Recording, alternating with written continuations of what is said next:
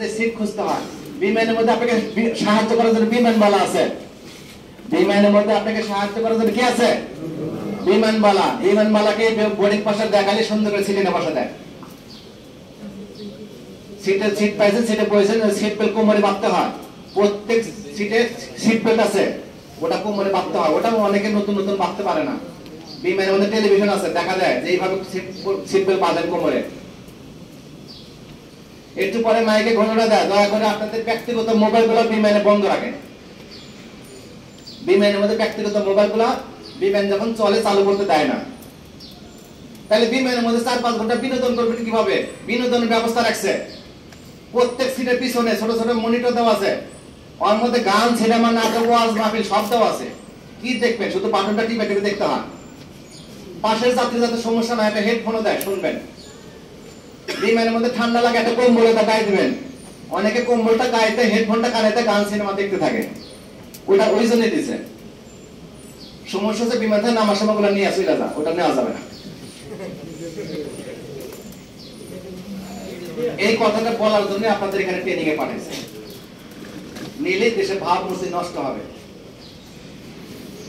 অনেক বিমানে খাবার দেয়, অনেক বিমানে খাবার দেয়, সেগুলো বিমানের টিকিটের মধ্যে লেখা থাকে। যে বিমানের টিকিটের মধ্যে লেখা আছে, মিল শব্দটা লেখা আছে, ওই বিমানে খাবার দিবে, আর ওর জন্য এক্সট্রা কোনো টাকা নেবে না। আর যে টিকিটের মধ্যে মিল শব্দটা লেখা নাই, ওই বিমানে খাবার দিবে না, কিনা খাইতে হবে। এমন বিমান আছে এক গ্লাস পানিও খাইতে দেয় না।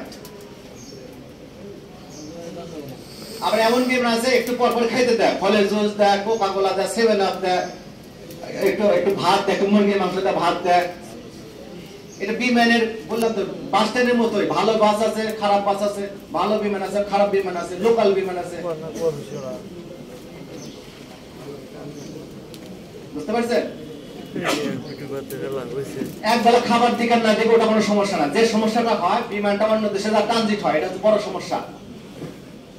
ট্রানজিট হবে কি হবে না বিমানের টিকিটের মধ্যে লেখা আছে, অর্থাৎ যাবতীয় কিছু বিমানের টিকিটের মধ্যে লেখা থাকে।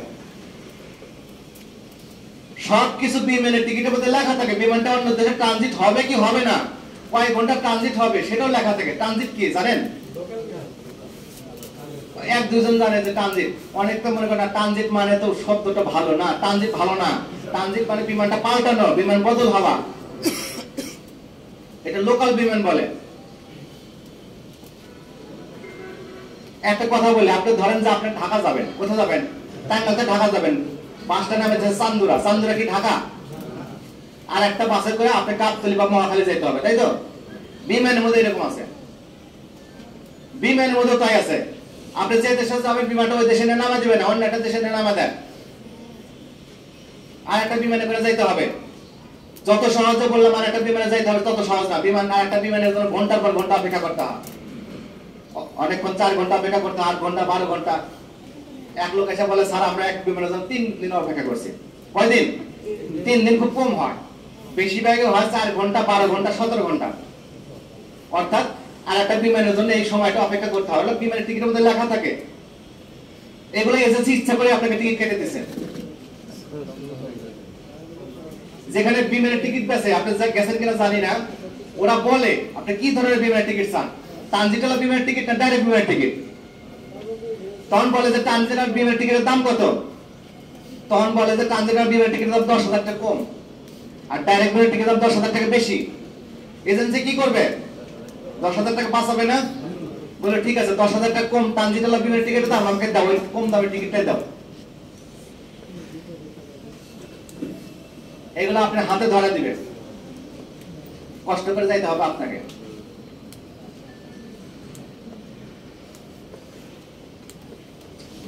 ট্রানজিট হলে তো ট্রানজিট হবে, টিকিটের মধ্যে লেখা আছে কয় ঘন্টা ট্রানজিট, তাও লেখা থাকে। যে জিনিসটা হবে, যেহেতু আপনারা কম বোঝেন, বিমান থেকে নামার পরে ওই দলের সাথে থাকবেন, কখনো আলাদা বসে থাকবেন না। আলাদা বসে থাকলে পরে আপনার ট্রানজিট মিস হবে, যেহেতু একেবারে বোঝেন না বিমানটা কখন আসবে, কয়টার সময় আসবে। যদি ওই এয়ারপোর্টে টেলিভিশন আছে, টেলিভিশন লেখা থাকে, কোন বিমান আসতেছে, কোন বিমান যাইতেছে, সব টেলিভিশন লেখা থাকে। কিন্তু আপনি তো কিছুই জানেন না, পড়তেই পারেন না। তাহলে আপনার যে করণীয় সেটা হচ্ছে, আপনার বিমানটা যখন ট্রানজিট হবে, ওই বিমানের যাত্রীদের সাথে একসাথে বসে থাকা, দলে বসে থাকা। যখনই দল ছাড়া আলাদা হয়ে যাবেন তখন বাগে খাবে, ট্রানজিট মিস হবে।